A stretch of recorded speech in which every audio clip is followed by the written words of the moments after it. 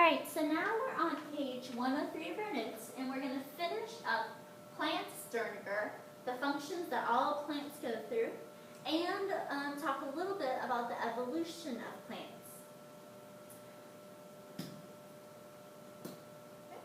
So first things, we're going to move on with sterngrr by talking about reproduction. Now, plants are going to mostly reproduce through sexual reproduction, but some plants can reproduce through asexual reproduction. But when you are going through sexual reproduction, this is going to require both the production of sperm and the egg and their union, joining together. So making sperm and making egg, part of that is going to be part of the process of pollination. And their union, joining together sperm and egg, is going to be fertilization. Now, of course, the sperm and the egg of a plant is going to be much different from the sperm and egg of a human or of an animal. But they still have sperm and egg. What's pollen? Well, pollen is like plant sperm, okay? And that pollen is going to hopefully be transferred into or to the egg of the plant. Now, some plants are going to have special adaptations that are going to allow them to reproduce.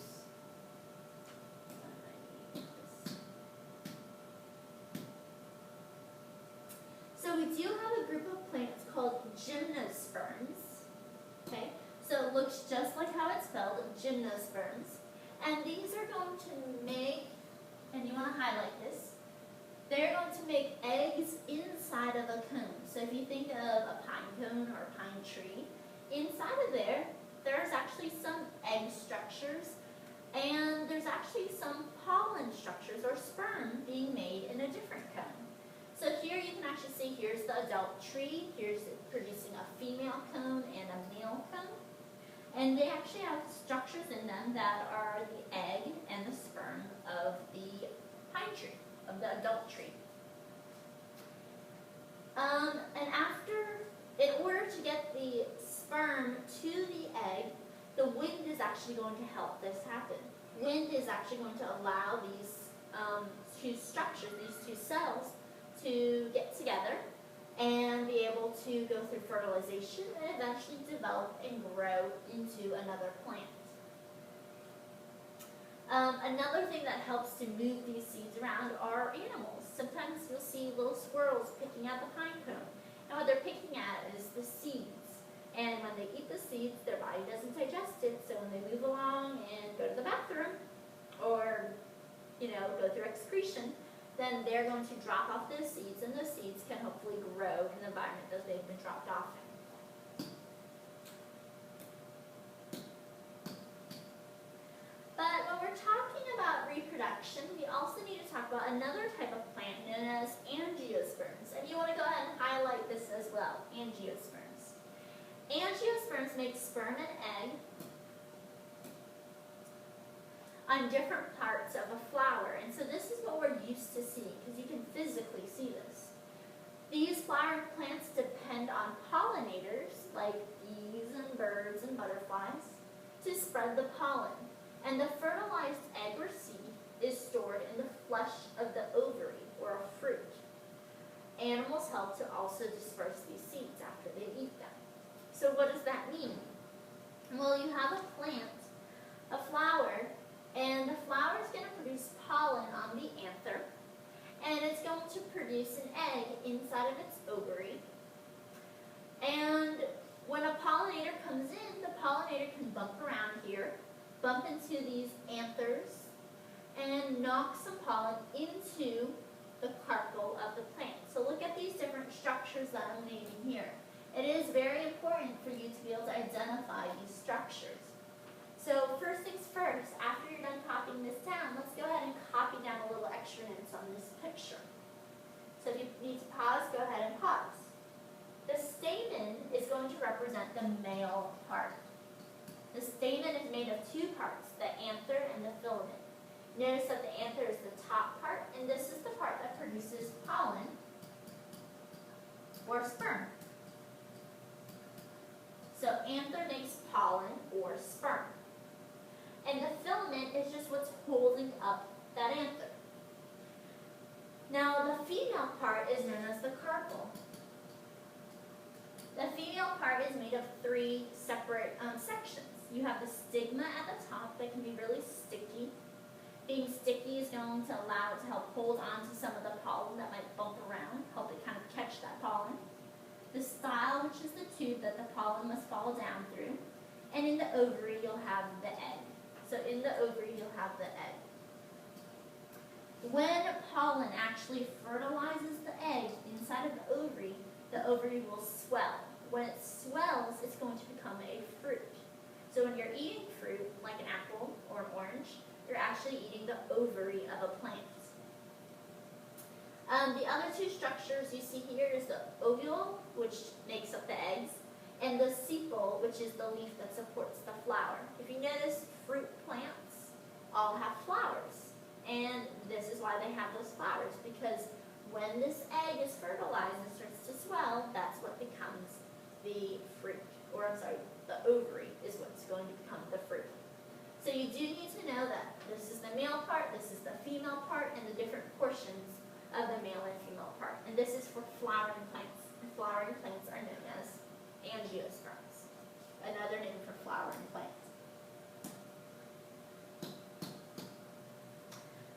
Now I did say that plants reproduce mostly sexually, but they can reproduce asexually. We have some plants like ferns that actually produce little spores, okay, little packets of DNA. We also have other plants like strawberry plants, and this is actually a picture of a mint plant, that perform vegetative propagation, a type of asexual reproduction that we've talked about before. Here you can see one stem that's actually growing across, and as it grows across, it's growing clones of itself, additional mint plants. And this is actually a stem that sets down roots. So the structure itself is not fully a root, but it's a stem with little roots that grow from it, producing this plant's identical cells. So now that we're done with reproduction, that's it for reproduction. The next R in sterngrr that we need to talk about, or the last one actually, is respiration. So let's make sure that we highlight respiration. All of the plant's actions are going to require energy in the form of ATP. We shouldn't forget ATP, okay? Plants and animals, even bacteria, need ATP, which is produced during respiration. Plants perform both aerobic, with oxygen, and anaerobic, no oxygen, no O2, respiration in their mitochondria. Every eukaryotic cell has mitochondria, not just animals. Plants need energy to grow as well. So here in this picture, you actually see a picture of inside of the plant. Here's the chloroplast, here's the mitochondria. Here it's using CO2 and water into the chloroplast, and out comes your organic molecules and some oxygen. Organic molecules and oxygens will go into the mitochondria, go through cellular respiration, and produce some ATP, okay? And then we continue this cycle. So photosynthesis and cellular respiration are cycles that interact with each other. All right. So the last part of our notes is talking about similarities in plants and a little bit about their evolution. So according to the similarities and differences, plants have been classified into 4 main groups. And you can actually see those 4 main groups on this picture here. You'll want to go ahead and highlight these names that you see. Biophytes, seedless vascular plants, gymnosperms, and angiosperms. Here are 1, 2, 3, 4 groups of plants. These 4 plants are related to each other and have some evolutionary relationships. And this is what this phylogenetic tree is showing you. This picture should look similar to what we've seen before, but before, the phylogenetic trees that we looked at were concentrating on animals. The plants with the most sophisticated adaptations are the angiosperms. So here you can see the angiosperms are the last thing to have evolved and the last thing to come to be. Okay? And so that's why it's at the far, far branches of this phylogenetic tree. Here's the root, here are the branches, here's the very, very last branching off. Which have many survival and reproductive structures. The flowering plants have a lot more going on than some of those other plants like moss. And this includes vascular tissue, stomata, flowering structures, and seeds within a fruit. So our angiosperms, our plants with flowers, have these structures that act as adaptations to help it survive. Okay? And that's all for our notes today. And you'll want to make sure that you take a few minutes to do a 2 to 3 sentence summary, summing up these last bits of the notes. Okay? That's it. And that's all for plants.